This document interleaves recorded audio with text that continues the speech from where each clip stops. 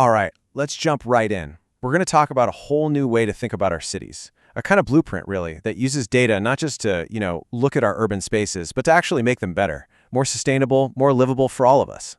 But before we get to the solution, we've got to talk about the problem. And it's a big one. It's this paradox that's sitting right at the heart of how we plan our cities today. I mean, just think about it for a second. We are drowning in data about our cities, right? We've got satellite images, mobile phone data, all these cheap sensors everywhere. It's like a fire hose of information. So, with all that info, why is it still so incredibly hard to actually make our cities better? What's the deal here? What's the disconnect? Well, according to a team of researchers in Sri Lanka who've been wrestling with this exact problem for about a decade, the issue isn't the data, not at all. The problem is that the methods we use are basically a black box. A decision gets made, but nobody can see how they got there. It's like a secret recipe. And that leads to this huge crisis of trust, zero transparency, and it makes it almost impossible to take something that worked in one city and try it in another. Now, this whole field has a name. It's called urban informatics, and it's pretty much what it sounds like, using data and tech to understand and improve city life. But here's the kicker. To really get it right, you need more than just fancy technology. You need a completely different mindset. So, what is that mindset? Well, that same team from the University of Moratawa in Sri Lanka has come up with an answer. It's a new approach that's surprisingly simple, but also incredibly powerful. They call it the ORS mindset. It stands for open, reproducible, and simple. And you've got to understand this isn't just some technical jargon. It's a fundamental cultural shift in how we think about building our cities. Okay, so what does that actually mean? Let's break it down. O is for open. That means your code, your data, your assumptions, it's all out there for everyone to see. No secrets. R is for reproducible. This is huge. It means your work is like a shareable recipe. Anyone should be able to follow your steps and get the exact same result. And S is for simple. The tools, the findings, they need to be easy enough for anyone to understand. A city planner, a community leader, you, me. They need to see the clear levers they can pull. And look, this isn't just some idea on a whiteboard. They're actually putting this ORS mindset into practice in the real world, and they're doing it across 5 core areas. Yeah, they call them the 5 pillars. You've got urban science, urban systems and applications, urban sensing, big data infrastructure, and urban computing. Together, they cover the whole shebang, from big picture theories to the nuts and bolts tools that make it all happen. So let's take a quick look at each one. All right, first up, urban science. Think of this as the bedrock. This isn't just about collecting a bunch of data. It's about using that data to create brand new theories, to understand the fundamental physics of how a city breathes, grows, and changes. So here's the perfect example. You know those official city limit lines on a map? They're often kind of arbitrary. Well, these guys developed a way to draw a city's real boundary, its functional boundary, based on how people actually live and move around. And that is a game changer for planning things like public transit or figuring out where the city is actually growing. Okay, pillar number 2, urban systems and applications.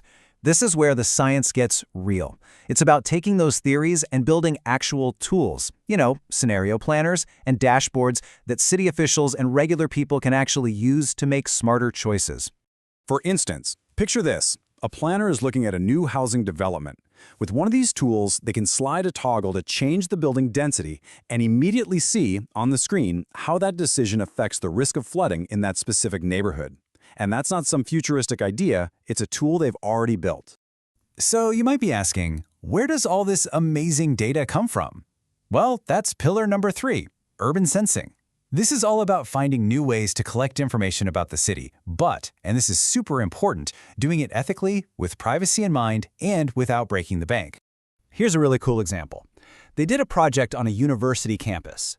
By looking at anonymous mobile phone data, they were able to map out the desire lines, those little dirt paths that form where people actually walk, cutting across the grass, ignoring the paved sidewalks. That kind of information is pure gold for designing spaces that actually work for people. Pillar number 4 might sound a bit dry, urban big data infrastructure, but it's absolutely crucial. Think of it as the plumbing. It's all the invisible, behind-the-scenes work that makes sure the results are reliable and, there's that word again, reproducible. What they do is build these amazing pipelines that take raw, messy, anonymous data, and they clean it up, they structure it, and they turn it into something called a space-time activity cube. It's basically a way to see the pulse of the city, how people move and interact across both space and time. And that brings us to our fifth and final pillar, urban computing. This is where things like AI and super smart algorithms come into play, helping us forecast what might happen in the future and optimize our plans. For example, they've built an AI simulation that can model different ways a city might grow. And what's amazing is it can predict how each growth pattern would affect the city's green corridors, those vital strips of nature that are essential for wildlife and for keeping our cities cool. It's like giving planners a crystal ball to help them build greener, healthier cities from the start. So, okay, we've walked through all 5 of these pillars, all this incredible technology. But what's the big takeaway here? The most important point is that this is not just about technology and data. At the end of the day, it's about connecting it all back to real people and their communities. And this quote from the researchers really says it all. The central challenge, they say, is figuring out how to translate data-driven insights into actionable, context-sensitive policies. It's not about writing fancy reports that sit on a shelf. It's about bridging that gap between data and real-world action, making policies that actually fit the local culture and improve people's lives. And that is what makes this whole approach so powerful. Their work is deeply rooted in local context. They're not just designing things in a lab. They're in classrooms, they're in community workshops, talking with the people who actually live there. The solutions are built with the community, not just for them. So that leaves us with one final question to think about. This ORS mindset, open, reproducible, simple, it really is a powerful blueprint for the future. So take a second and think about your own town, your own city. What's one small, simple first step your community could take to become just a little more open and reproducible? It's definitely a question worth asking.